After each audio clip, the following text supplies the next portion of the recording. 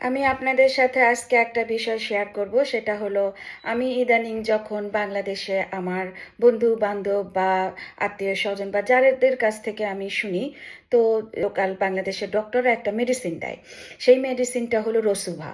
আমার কাছে এই মুহূর্তে ওই মেডিসিনটা নেই, কিন্তু আমি যখন 8 বছর আগে আমার কোলেস্ট্রল সমস্যার জন্য যখন আমি ডাক্তারের কাছে যাই, ডক্টর কিন্তু তখন আমাকে একটা রসুভা নামে একটা মেডিসিন দেয়। তো ওই মেডিসিনটা আমার 3 মাস খাবার পরে দেখা যায় আমার হাঁটুতে আমি উঠতে পারি না, বসতে পারি না।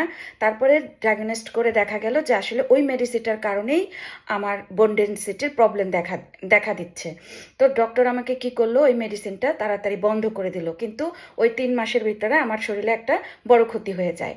তো আমি আপনাদের সাথে এই এই জিনিসটা শেয়ার করার আমার কারণ হলো যে দেখেন, তারপরে আমি কি করি, 8 বছর আগে আমি এই দেশে আসি, ইংল্যান্ডে আসি।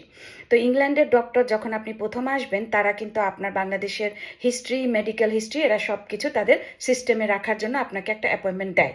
তো সেই ক্ষেত্রে আমি তাদেরকে বলি যে আমার এরকম একটা হিস্ট্রি আছে কোলেস্ট্রল, এবং সেই কারণে তারা আমাকে একটা রসুভা মেডিসিন দেয়।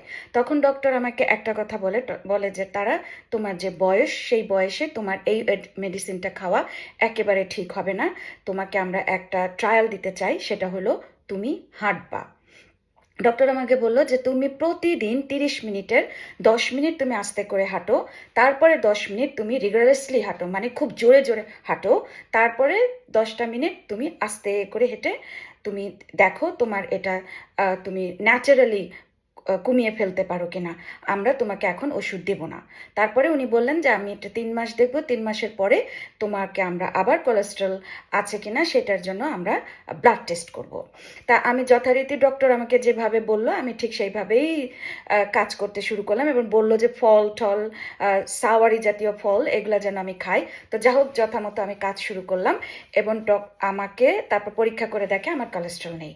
তো বিশ্বাস করেন, আজ 8 বছর আমাকে কোনো কোলেস্ট্রল মেডিসিন খেতে হয়নি, কিচ্ছু খেতে হয়নি।